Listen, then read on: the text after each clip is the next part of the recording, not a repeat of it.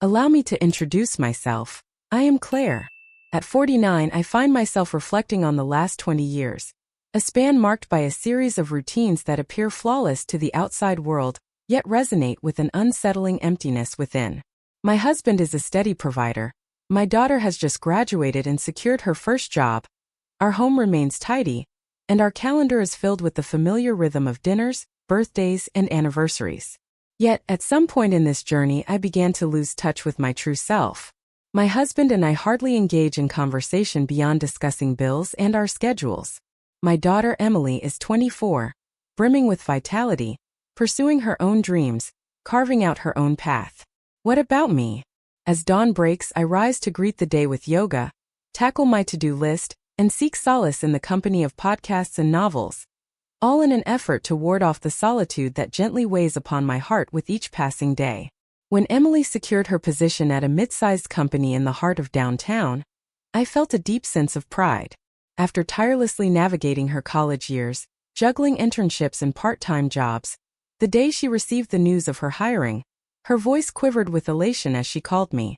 "Mom, my boss is truly remarkable. He possesses a relentless drive, yet his brilliance shines through. He commands universal respect." Initially, he existed merely as a name in my mind, Adrian, a 38-year-old executive who seemingly drove his team to their utmost potential, while simultaneously igniting their passion. I smiled and nodded as Emily recounted her tales about him, feeling a quiet sense of relief that she had discovered a mentor. It wasn't until several months had passed that our paths finally crossed at a company dinner. Emily urged me to join her as a guest, as her father was away on a business trip.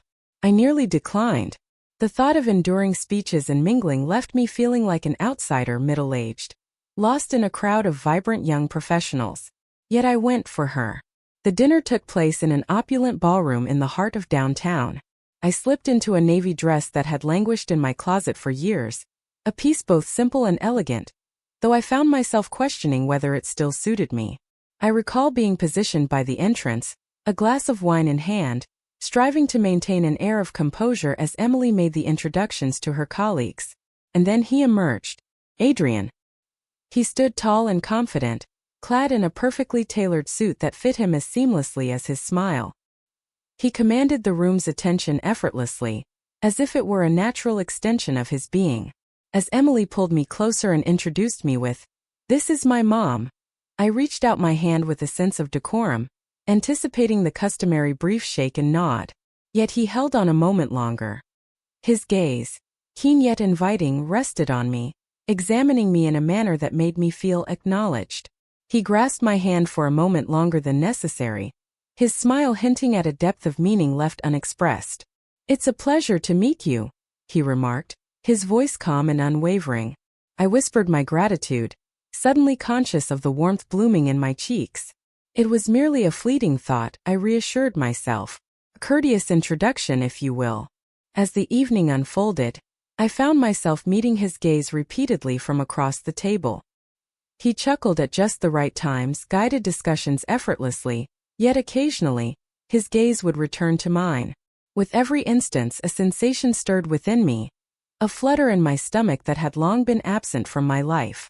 As Emily journeyed home, she radiated joy, animatedly discussing her colleagues, the various projects, and the endless possibilities that lay ahead. I acknowledged her with a nod, a smile gracing my lips, offering her my support. Yet my mind was consumed by the way Adrian had gazed at me, as if I were more than just a mother or a wife. I attempted to dismiss it as mere vanity, a mere illusion of the mind. However, just a week later, our paths crossed once more. On a Tuesday morning, the world was just beginning to stir. Having just completed my yoga session, I found myself pausing at a quaint cafe close to the studio.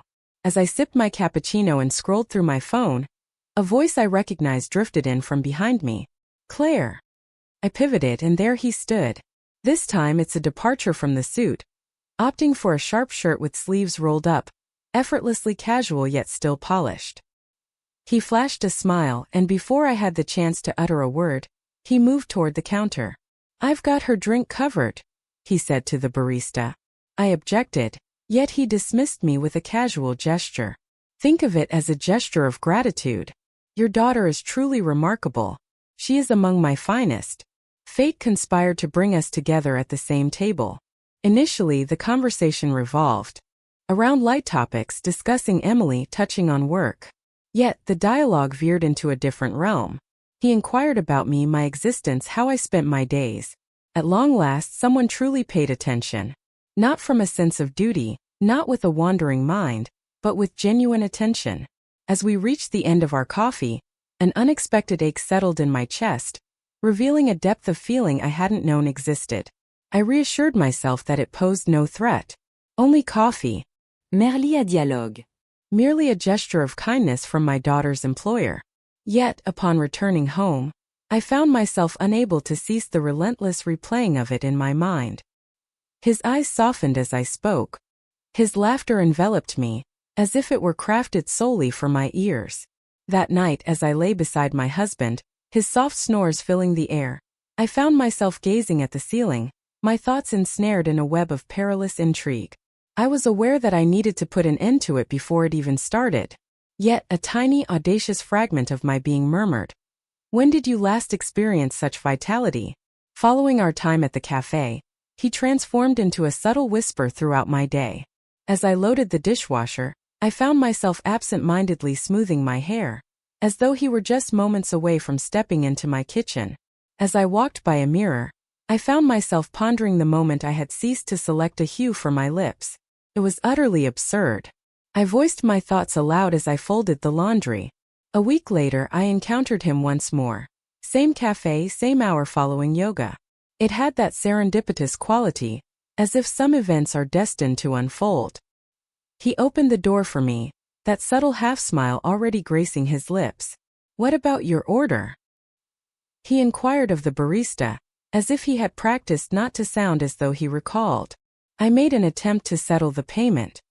He grazed the counter with 2 fingers, his voice steady as he declared, "Let me." It was not a request. It was not an order. It was a gesture that resembled a gentle touch at the small of my back, steering me through the throng of people. We settled into a cozy corner table. He refrained from discussing his job. He inquired about the book I was immersed in. He inquired whether yoga embodied a sense of discipline or served as a means of escape. I conveyed both to him. He remarked, "I figured." The dialogue held sharp contours that I continued to feign ignorance of. As we prepared to depart, he grabbed a napkin and scribbled what appeared to be an RSVP address. One of those nondescript corporate emails typically employed for events. "Next Thursday we will be hosting an intimate product showcase," he remarked. "If he's in town, bring Emily's father." A brief pause, almost imperceptible. Or arrive solo. It appeared secure in theory. It continued to quicken my heartbeat. In the solitude of my home, I made a promise to myself that I would not attend. Then Thursday came, and the house felt eerily silent, while the dress hanging in my closet seemed to have transformed from a cherished relic into something far less significant than it had just a month ago. I sent a message to Emily, suggesting I might swing by for a bit, and her reply was an enthusiastic flurry of triple exclamation points and a heart, as if my mere presence could illuminate her entire week. The office transformed under the night's embrace. Glass and steel gently illuminated by a warm glow, plants appearing more ornamental than vibrant, and music playing softly, intended to fade into the background. Emily discovered me at the entrance and seamlessly linked her arm with mine, embodying the effortless pride of a daughter who has always believed in her mother's ability to shine at a moment's notice. Adrian was deep in conversation when we drew near. He looked up, noticed us, and offered a casual apology that managed to feel genuine. "Claire," he said, my name resonating softly in the air. "It brings me joy that you are here." Emily took the lead in the conversation, guiding me through introductions with her teammates and highlighting a wall adorned with framed press clippings. I continued to nod, smile, and perform the choreography with enthusiasm. Yet, from time to time, I sensed his gaze drifting toward me like a gentle beam of light, and I found myself needing to relearn the art of breathing. After the speeches concluded, I made my way to a quaint terrace to catch a breath of fresh air. The city lights wove themselves into the darkness, a testament to diligent craftsmanship. The door snapped shut behind me. "It seemed you could use some fresh air," he remarked. "It's pretty," I replied, choosing the safer path rather than revealing my true desires. We maintained a dignified distance from one another. He left it ajar. "You evoke those vistas," he remarked after a pause. Radiant, unapologetically so. I emitted a sound that fell short of a true laugh. It's best not to express thoughts in that manner. I know.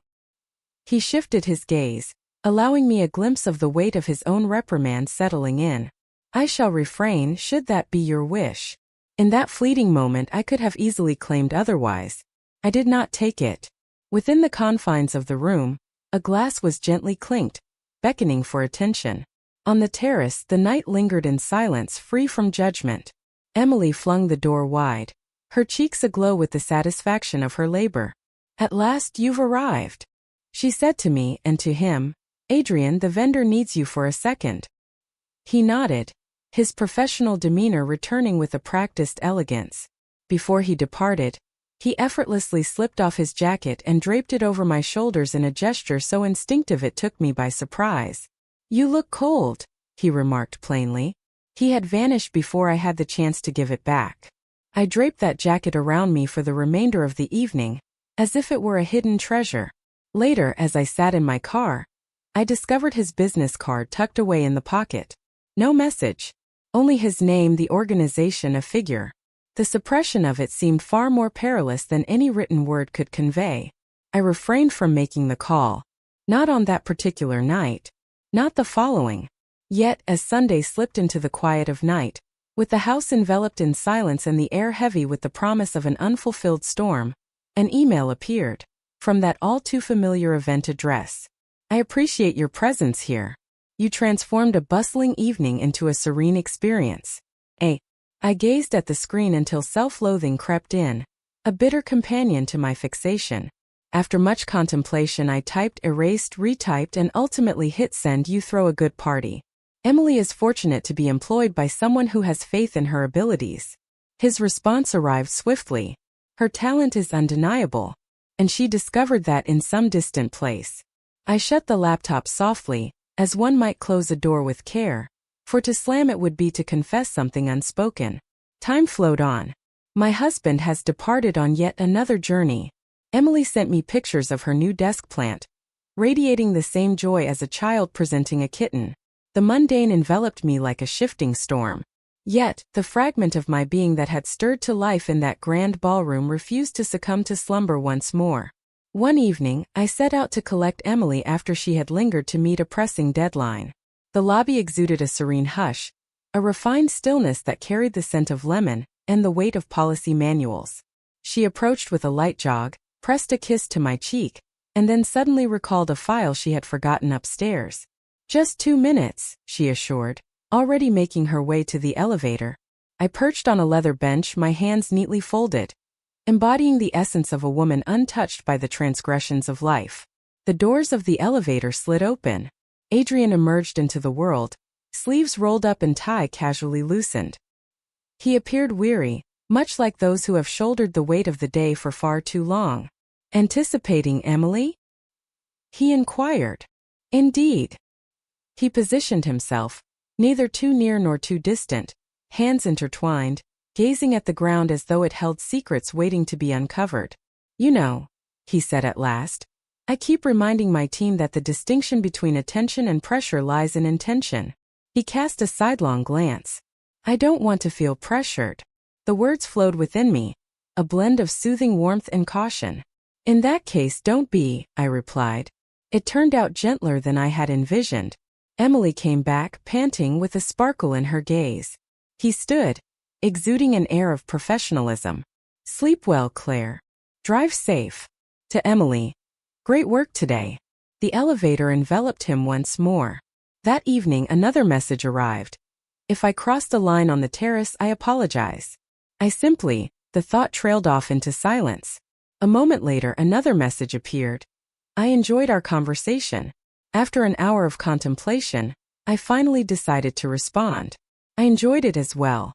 On Thursday, I made a promise to myself that I would resist the temptation of the cafe. I visited the cafe. He sat there, engrossed in his phone, a cup of coffee sitting idle beside him. He remained oblivious to my entrance, his gaze fixed elsewhere. On the table, a folded note lay beneath a paperweight. If you arrived, I wish to avoid complicating this further. If you didn't, I won't be lenient. I lingered in his shadow, etching the curve of his shoulders into my memory, departed without a word, and carried the note with me like a forbidden supplication. At home, I placed it in the drawer reserved for warranties of appliances that remain perpetually unbroken. I contemplated reaching out to my sister, considering the possibility of revealing the sort of loneliness that inevitably echoes self-pity, regardless of how one attempts to present it. Instead, I prepared a dish that pleased my husband and enjoyed it solo at the counter. As night approached, I slipped into the navy dress once more. Suited just as well. I did not. I reminded myself that fleeing does not equate to redemption. It's a portal you unlock in a barrier you don't plan to dismantle. Yet, as I extinguished the light, my hand instinctively sought out the drawer handle, navigating the darkness without a glance. I tucked the note beneath my pillow, reminiscent of a youthful heart that ought to have been wiser. After the showcase, I made an effort to improve myself. In my thoughts, I delicately wrapped his jacket in tissue paper, placing it back into an unseen closet, categorizing the memory as a cherished instance that will remain unspoken. Yet, true goodness is not merely the lack of desire. It is the vibrant symphony you create to silence it. Mine echoed with intensity for nearly a week. Then silence enveloped the space, heavy and unsettling. On a Tuesday, Emily sent me a text. Late night.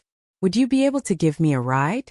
Once there existed a heart, reminiscent of the one she cherished in her childhood, when she would leave sweet notes adorning the fridge. I navigated the city streets as twilight cast a gentle hue, discovering a parking spot that felt like a stroke of fortune. The lobby was infused with the bright scent of lemon, mingling with an air of determination. It was largely devoid of life, the sort of sterile silence that instinctively prompts you to speak in hushed tones, even when the reason eludes you. She approached me at the security desk, radiating a weariness that seemed to shimmer with a sense of accomplishment. 15 minutes, she exclaimed, her breath coming in quick bursts. Final print run. Remain here? I'll be quick.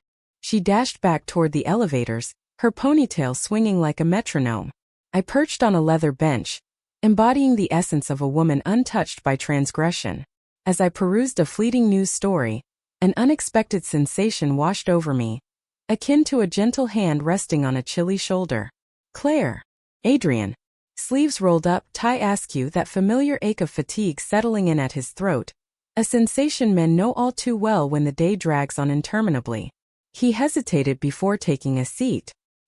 He gazed at me as if he were ready to pose a question he had long held back, now seeking to articulate it in straightforward terms. Anticipating Emily? He said. Affirmative. A rhythm. Could you spare 5 minutes? He cast a fleeting look at the corridor that stretched beyond the reception area, toward the glass and the half-drawn blinds. I wished to give back something that was never meant to be mine. The choice of words was intentional. I found myself standing there before my better judgment could voice a formal grievance. He led me with an open palm, never making contact, merely suggesting the way, through a sea of vacant desks and a wall adorned with accolades, framed as if in genteel boastfulness. We paused at his office. With a delicate touch, he nudged the door open using just 2 fingers. The room glowed with a warmth that contrasted the rest of the floor, a luminous pool on the wooden surface, while city lights wove a tapestry beyond the windows. He lingered at the threshold, as though the doorframe represented a boundary of ethics. Should you prefer to wait outside, he remarked, I'll deliver it to you. I'm fine, I declared, though the quiver in my voice revealed the truth. He moved to the side. I stepped inside. The door clicked shut behind us. Not a lock, not entirely closed, just enough to create the sensation of stepping into a different realm altogether. A slender envelope rested upon his desk. He grasped it briefly, only to release it again, as though the paper had suddenly altered its warmth in his grasp. The card, he murmured softly, from within my jacket. I promised myself not to entertain the thought that you might discover it. I did, I replied. I promised myself I wouldn't hold on to it. So did you. I remained silent. We were both aware. He breathed out, his hand gliding along his jaw, revealing a tenderness I had only witnessed on the terrace. I refuse to become a source of pain for your daughter, he stated. Or perhaps you. I've crafted and discarded that sentence in countless forms. You've already penned it, I remarked, astonished by the calmness in my tone. I've already gone through it. Silence enveloped the space, not void, brimming with the unshared words we held back. A siren rose and receded into the distance. Within these walls, a clock ticked with the urgency of a restless soul. He placed his fingertips gently on the desk, grounding himself in the moment. Should you instruct me to open the door, I shall comply. I will escort you to the lobby, engaging in light conversation about the weather, and then you will take your daughter home, marking a rather refined conclusion to what has been an almost. The word imprinted upon me, a heavy touch on a tender spot. What if I choose not to? Then I'll still open it, after I express what I need to without burdening you with it. He raised his gaze. You bring a serene calm to my day. In a role that magnifies every detail, you choose to lower the intensity. I find myself uncertain about how to desire that while also exercising caution. I ought to have chosen my words more thoughtfully. I ought to have granted him the elegant departure he had crafted for us both.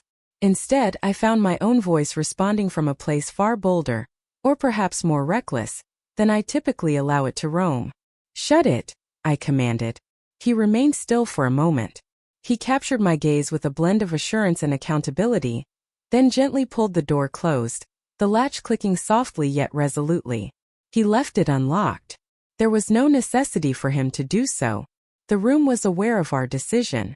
He approached me taking his time, the deliberate pace of an individual who has chosen to cherish every moment of their journey.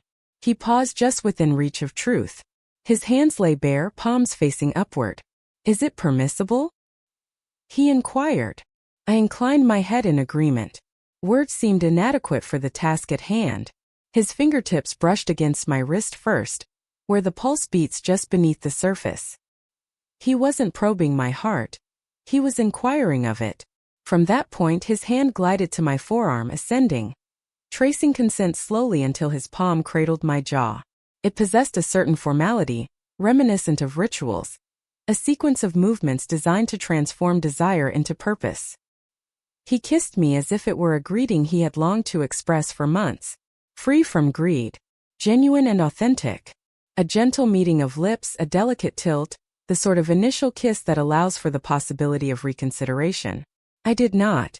As he pulled away, he lingered just within reach, allowing me to sense the unspoken word hanging in the air between us.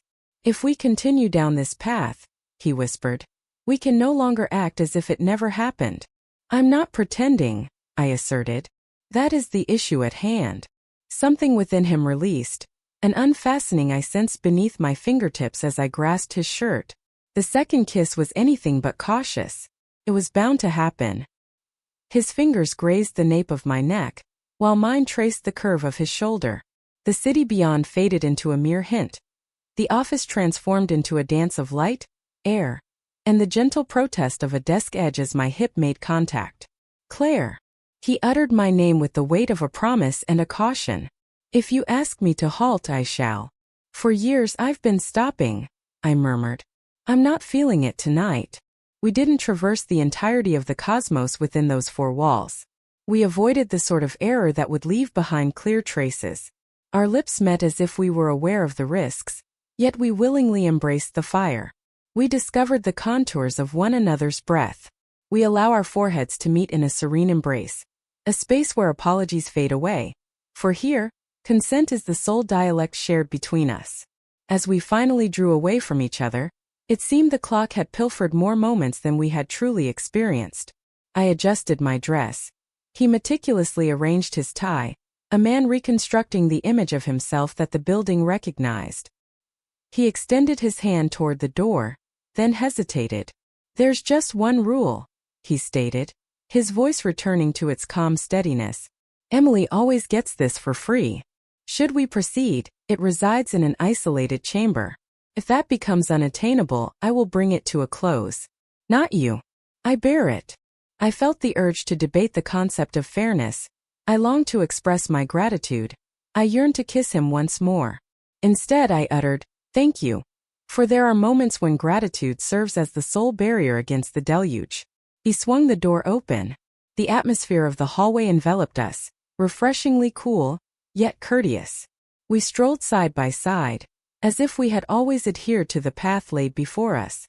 As we rounded the bend, Emily appeared, her fingers dancing over the pages, a smile poised for the one she held in high regard at work and the one she confided in at home. Prepared. She radiated joy. Always, I replied, my words devoid of the meaning she ascribed to them. Adrian acknowledged her with a curt nod, his demeanor all business. Excellent effort today.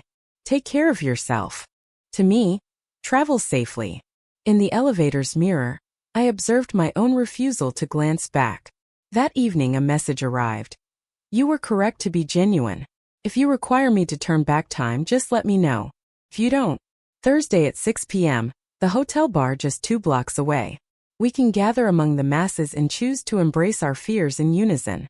Or, perhaps not. I gazed intently until the screen faded to darkness, only to glow once more beneath my touch. I wrote nothing. I recorded every detail. Everything has been erased. I placed the laptop aside and remained perfectly still, attuned to the rhythm of my heart as one might listen for a train far off, wishing it travels the path you promised you wouldn't follow. I chose not to respond. That night was different. Yet, I nestled the envelope he intended to return beneath my pillow, a testament that I had made my choice and survived to share the tale. Forbidden love doesn't arrive with a grand spectacle. Instead, it infiltrates your life slowly, drop by drop, until you find yourself completely soaked, only recognizing its presence when its heaviness envelopes you at every turn. Following that evening in Adrian's office, I promised myself I wouldn't respond to his email. I made an effort. I truly did. For 2 days I lingered in the quiet, embodying the essence of a devoted mother, a loyal wife, a woman of unwavering resolve. Yet silence is a delicate vessel. Just a single fracture, and all that was contained spills forth. As the clock struck 6 on Thursday evening, I stepped into the hotel bar he had recommended. The chandeliers hung low, casting a warm amber glow that pooled softly across the plush velvet booths. Entrepreneurs whispered over their drinks, pairs nestled together, and unfamiliar faces toasted with the sound of hope. He caught my eye right away. Adrian stood out in every crowd. He remained still as I drew near, his gaze following me like a hand hesitating before making contact. You arrived, he murmured, his tone soft, not astonished but grateful. I ought not to have, I murmured. I shouldn't either, he responded. In an instant we found ourselves utterly adrift. It unfolded gradually. Our romance discovered its cadence in fleeting encounters. A conversation at midday masquerading as professional discourse. A fleeting touch of fingers as he passed me Emily's project folder. A fleeting gaze exchanged in the shadows of her unawareness. At times it was merely a dialogue. 30 minutes spent over coffee, during which he would inquire about the books that captured my heart and the dreams I hadn't voiced in ages. He made me feel like more than just a mother, more than merely a wife, more than a woman beyond the age that typically catches a man's eye. And then came the nights. A meal shared in a serene nook of an eatery, just 2 neighborhoods distant. An hour spent in a hotel room, where the vastness of the world condensed into 2 bodies, exploring one another as if deciphering sacred texts. We had not yet crossed the line into recklessness. Yet we acted with intention. Desire possesses an uncanny ability to transform even the most prudent of actions into a thrilling risk. Emily, dear Emily, remained oblivious to it all. She was immersed in her work, devoted to the praise of her boss who challenged her relentlessly, yet also recognized her achievements more than her father ever had. She returned home radiant, filled with pride, recounting how Adrian had lauded her ideas before the entire board. "Mom," she said one night, her face glowing with excitement, "I think Adrian believes in me more than anyone ever has." I beamed, concealing my remorse beneath a veil of maternal pride. "Naturally, he does. Your brilliance shines through." Yet within, her words pierced more profoundly than the sharpest knife. For I was aware of the reality. Adrian had faith in her. Yet he desired me. And I allowed him to proceed. One evening, following one of those late nights at the office, I found myself in the kitchen cooking when Emily entered, shedding her heels with a weary sigh. "Adrian lingered with me," she remarked, reaching for a glass of water. "He could have chosen otherwise, yet he expressed a desire for me not to feel isolated." The blade almost eluded my grasp. She continued, unaware of her surroundings. "He stands apart, Mom. Unlike Dad, who is perpetually lost in thought, Adrian truly perceives others. My admiration for him knows no bounds." I managed to smile, though every nerve in my body was in turmoil. "He's a good man," I murmured, my voice strained and barely above a whisper. She chuckled gently. "I shouldn't say this, but there are moments when I find myself admiring Adrian even more than Dad." A dull ache throbbed in my chest, for she was indeed correct. Unbeknownst to her, the man she held in such high regard was the very same who had left his essence upon my skin, his whispers lingering on my lips, his touch etched into my waist. The clandestine romance should have sufficed, the stolen kisses, the furtive glances, the exhilarating sensation of being desired. Yet Adrian found no contentment in mere remnants. He yearned for something greater. One night, as I lay entwined in the hotel sheets, he gently swept a strand of hair from my face and murmured, "Claire, I don't merely wish to borrow you. I desire you." My throat constricted. "That's not something you can assert." "I already did."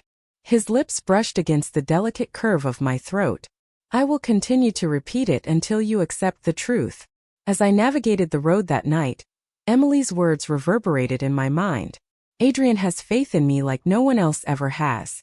As I eased into the driveway, I lingered in the car, observing the soft glow of my home's lights dance through the curtains. A husband within, absorbed in the world of spreadsheets. A daughter above, lost in the reverie of her ambitions. And I navigating a dual existence, torn between remorse and an insatiable craving I could not quell. I ought to have stepped inside and brought it to a close. I ought to have severed ties with Adrian before the flames engulfed more than just my own being. Yet I turned the key in the front door, entered the space, and sent him a single word via text. On the morrow. And with that, the cadence of our relationship intensified, accelerated, until repercussions were no longer a far-off tempest. They were already making their entrance. Whispers of the hidden truths can only linger in silence for so long. They resonate beneath the surface, intensifying with each deceit, each illicit embrace, until the clamor reaches a breaking point.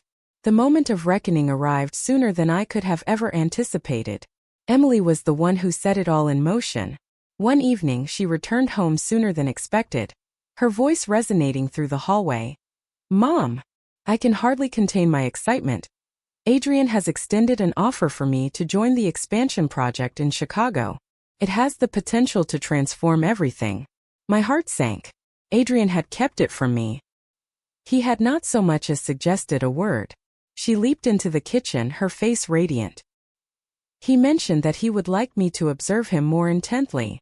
I possess capabilities that extend far beyond what this company is currently allowing me to showcase." I managed to put on a smile, yet within me, everything was coming apart. The very man who had once leaned in close to share his desires was now ushering my daughter through doors of opportunity. That evening I made my way to Adrian's condo, my heart twisted in a tumult of frustration and desire. He welcomed me with that effortless grin, yet I pierced right through it. "Chicago? You really didn't consider sharing that with me?" I hissed, my footsteps echoing as I paced the room.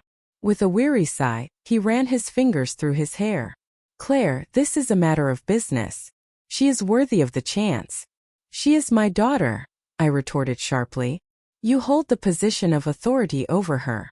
And my voice faltered. "You are by my side." Adrian moved in, his voice soft and tinged with desperation. "I stand by your side. Do not conflate the two." Yet in that instant all things intertwined.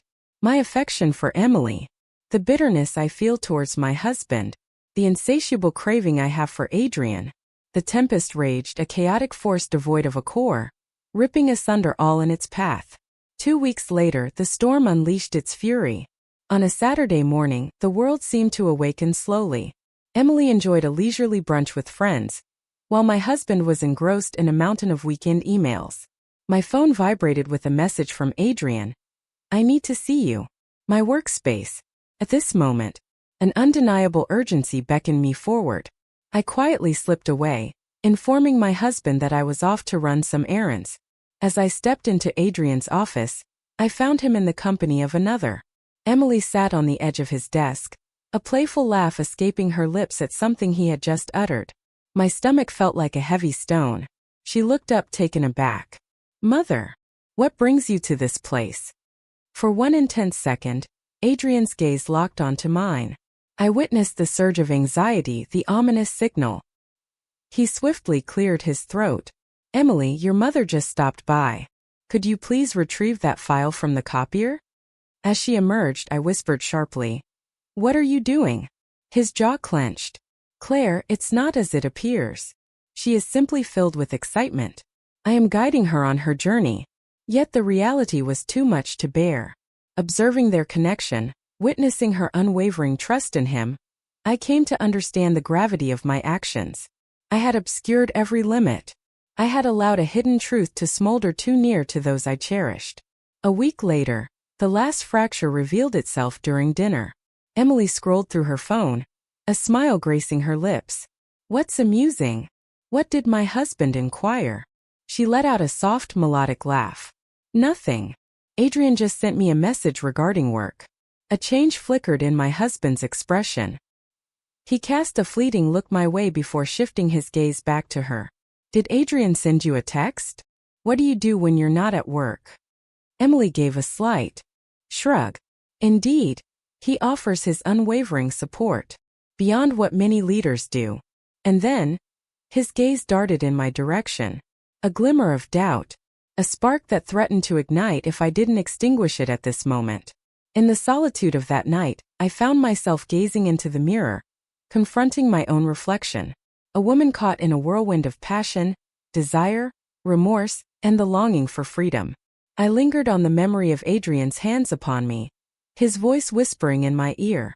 Her smile danced in my mind as she uttered his name, and I was aware. I was unable to hold on to both. I made the decision to bring it to a close. The following day, I entered Adrian's office and conveyed the finality of our situation. His expression soured, yet he remained silent. You will come to regret this, he murmured softly. No, I murmured, stifling the swell of emotion within me. I wish I hadn't allowed it to continue for so long. I stepped outside, abandoning him to the stillness, hoping the reverberations wouldn't trail behind me. Yet, echoes persist in the air. At times, as Emily enthusiastically shares her professional triumphs, I can't help but ponder whether she will ever unearth the reality that the man who facilitated her ascent once did so for me, albeit in a different manner. At times, when my husband chuckles at something seemingly insignificant, I can't help but ponder whether he harbors deeper suspicions than he reveals. In moments of solitude, I find myself sifting through the remnants of past conversations, those messages I chose not to erase, merely to witness his expressions. A gentle reminder of the freedom I once embraced. Adrian didn't merely violate the boundaries of my marriage. He shattered a part of me that will forever remain beyond repair. Even as I turned my back, a fragment of my soul remains tethered to the hidden truth I should have never brought into existence.